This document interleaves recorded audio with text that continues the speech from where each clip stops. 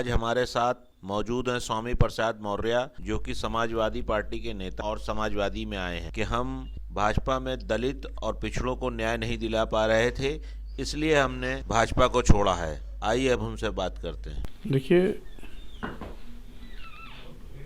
पहली बात तो भारतीय जनता पार्टी ने भारतीय संविधान द्वारा दिए गए आरक्षण व्यवस्था को तहस नहस करने की कोशिश की है। अनुसूचित जाति, अनुसूचित जनजाति, पिछड़े वर्गों के आरक्षित पदों पर सामान्य वर्ग के लोगों की भर्ती की है। माननीय मुख्यमंत्री योगी जी ने स्वयं 6800 आरक्षित पदों पर सामान्य वर्ग के लोगों की भर्ती किए जाने की बात को स्वीकारा भी है।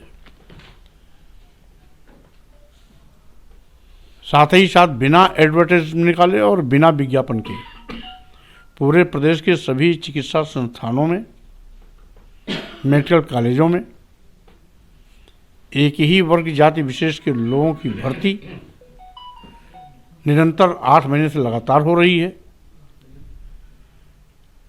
Professor, reader, associate professor, assistant professor, प्रवक्ता आदि पदों पर केवल सामान्य वर्ग के लोग भरे जा रहे हैं। एक भी अनुसूचित जाति और एक भी पिछड़ा वर्ग का नहीं है, एक भी अनुसूचित जनजाति का नहीं है। जबकि ये भारतीय संविधान की व्यवस्था है कि जो अनुसूचित जाति, अनुसूचित जनजाति और पिछड़े वर्गों के लिए आरक्षण तय है, वो पद उन्हीं के द्वारा भरे जाएंगे। अभी अभी विधि विरुद्ध पीजीआई जैसे उच्च चिकित्सा संस्थान में 54 पदों पर एक ही वर्ग के लोगों की भर्ती कर रहे हैं। सीधे सीधे कानून की आंख में धूल झोंक रहे हैं, भारतीय संविधान से खिलवाड़ कर रहे हैं, भारतीय संविधान की धज्जियां उड़ा रहे हैं। इनका ये कृत्य दलित विरोधी है और पिछड़ा विरोधी है। साथ ही साथ ये और भी मुद्दों पर बुरी तरह से पिटे हैं। इनका एक दलित विरोधी चेहरा और भी उजागर हुआ। प्रमोशन में आरक्षण संबंधित बिल जो राज्यसभा में पारित हो चुका है, पिछले 8 सालों से आज तक लोकसभा से पारित नहीं हो पाया, और नतीजा है कि अनुसूचित जाति जनजाति के आरक्षण, प्रमोशन में आरक्षण पर तलवार लटक रही है। वहीं पर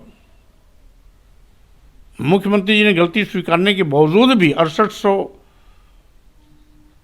शिक्षकों की भर्ती में जो अनियमितता हुई थी, उस पद को भरने के लिए कहा था, एक भी पद नहीं भरा गया है। तो अंधा बाटे रेवड़ी अपन अपन का दे, योगी सरकार अपने चहेतों को सभी पदों पर बैठा रही है, और साथ ही साथ भ्रष्टाचार और अनियमितता की हद हो चुकी है। इसीलिए सरकार की गलत नीतियों से मुझे नाराजगी है, और जिसके कारण मैंने मंत्री पद से इस्तीफा दिया और भाजपा से इस्तीफा दिया। अच्छा, जो समाजवादी में जो घटक दल हैं, वो कुछ संजय चौहान जी कुछ नाराज चल बताए जा रहे हैं, कुछ नाराज हैं। देखिए, जो भी साथी हैं, सहयोगी हैं, हम लोग आपस में मिलजुल करके उन सारे मामलों को हल कर लेंगे। उसकी चिंता करने की आवश्यकता नहीं। बेरोजगारी के मामले में जिस तरीके से बताया जा रहा है, बेरोजगारी बहुत रही है इस सरकार में। कोरोना काल में काफ़ी लोग बेरोजगार रहे हैं, और उसमें आपसे सवाल किया गया कि आप श्रम मंत्री थे, आपने रोजगार जो है उसमें क्यों नहीं किया, उसमें बारे में क्या? देखिए, आप दूध में बच्चे जैसा बात कर रहे हैं। सरकारी क्षेत्रों में नौकरियां विभिन्न आयोगों और बोर्डों और निगमों द्वारा दी जाती हैं। श्रम सेवायोजन विभाग से केवल निजी क्षेत्र में दी जाती है। इसलिए ये सवाल आपको मुख्यमंत्री से पूछना चाहिए। अच्छा, आप ये बताएं कि आप इस तरीके से जो काफ़ी टाइम हो रहा है, चुनाव बहुत नज़दीक हैं, और अभी तक आप लोग फील्ड में नहीं निकले हैं। आप लोगों को अभी कोई टिकट के बंटवारे का कहाँ किसको कहाँ से लड़ना है, ये चिंता आपको नहीं करनी चाहिए। ये राजनीतिक पार्टियों का अपना काम है। अभी भारतीय जनता पार्टी का भी टिकट नहीं तय है, समाजवादी पार्टी का भी जो टिकट नहीं तय है, या कांग्रेस का भी जो टिकट तय नहीं है, या बहुजन समाज पार्टी का जो टिकट तय नहीं है, वो ये पार्टी के नेता तय करेंगे। ये चिंता आपकी नहीं है। एक आखिरी सवाल, क्या आप फाजिल नगर से चुनाव लड़ेंगे? हम कहाँ से लड़ेंगे, कहाँ से नहीं लड़ेंगे, राष्ट्रीय अध्यक्ष जी तय करेंगे।